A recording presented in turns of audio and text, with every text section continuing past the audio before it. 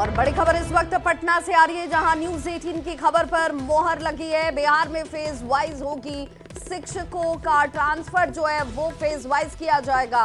पहले फेज में गंभीर बीमारी से ग्रसित शिक्षकों का ट्रांसफर होगा। दूसरे फेज में पति पत्नी के पदस्थापन के आधार पर ये ट्रांसफर किए जाएंगे और तीसरे चरण में दूरी के आधार पर महिला टीचर का ऐच्छिक ट्रांसफर किया जाएगा। साथ ही साथ चौथे फेज में पुरुष शिक्षकों का दूरी के आधार पर यह ऐच्छिक ट्रांसफर होगा। फेज वाइज आवेदन की फिर से होगी जो स्क्रूटनी है वो प्रक्रिया एक बार फिर से होगी, यानी कि जिन 4 फेजों में ये अब आपको पोस्टिंग दी जाएगी उसमें भी आधार तय कर दिए गए हैं। साथ ही साथ फेज वाइज आवेदन की स्क्रूटनी की जाएगी। अभ्यावेदन की स्क्रूटनी के लिए 16 पदाधिकारियों की प्रतिनियुक्ति तक कर दी गई है। इस आवेदन की स्क्रूटनी में डेटा ऑपरेटर नहीं करेंगे किसी तरह का कोई सहयोग। ट्रांसफर की जानकारी इस शिक्षा कोष पर ही प्राप्त हो सकेगी। एसएमएस और टेलीफोन से कोई जानकारी नहीं मिलने वाली है।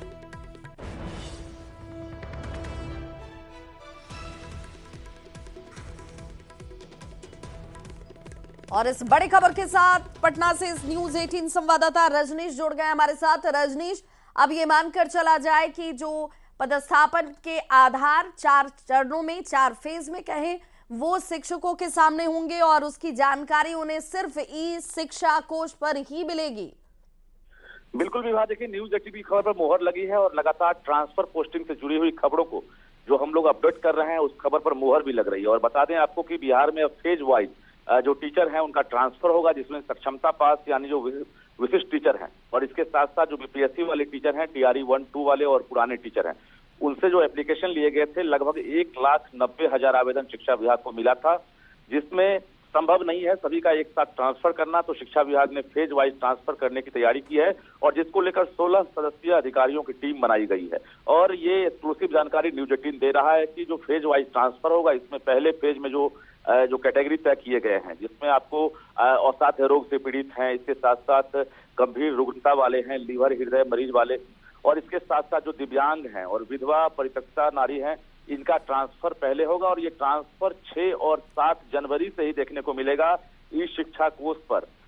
टीचर आईडी से सभी लॉगिन करेंगे जो इस कैटेगरी के होंगे और उन्हें ये सूचना मिल जाएगी कि उनका ट्रांसफर कहाँ किया गया है। तो कुल मिलाकर जो अभ्यावेदन मांगे गए थे उन अभ्यावेदन पर अब आज से एक्शन शुरू हो गया है।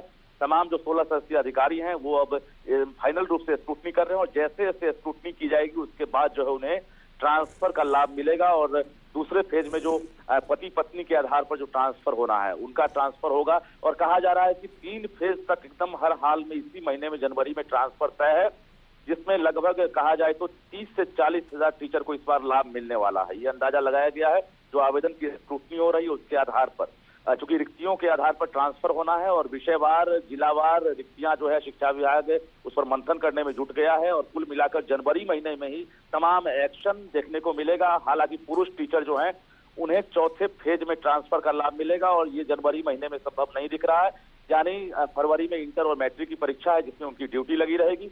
इस दौरान ट्रांसफर पोस्टिंग प्रक्रिया फिलहाल स्थगित की जाएगी फरवरी में, लेकिन उसके तुरंत बाद जो पुरुष टीचर है जो चौथे फेज का ट्रांसफर होगा वो भी संभव होगा। और सरकार का पूरा लक्ष्य है कि हर हाल में जल्द से जल्द जो कहीं ना कहीं एप्लीकेशन देने वाले टीचर हैं उनकी स्क्रूटनी के आधार पर उन्हें ट्रांसफर का लाभ मिले। जो 200 किलोमीटर, 300 किलोमीटर और 100 किलोमीटर के आसपास टीचर हैं उन्हें पहले लाभ मिलेगा और तमाम कैटेगरी तय कर दिए गए हैं। तो कहीं ना कहीं 2 साल से और इससे पहले से नियोजित जो विशिष्ट बने हैं वो इंतजार में थे, जिनका इंतजार खत्म होने वाला है। 2025 में जो चुनावी साल होगा इससे पहले सरकार तमाम जो अड़चने हैं, बाधाएं हैं और इसके साथ साथ जो सौगात हैं उनका लाभ जो है तमाम टीचर्स को या फिर बाकी जो कर्मी हैं उन्हें देने की तैयारी कर ली है। जी विभा, बहुत बहुत शुक्रिया रजनीश इस तमाम जानकारी के लिए।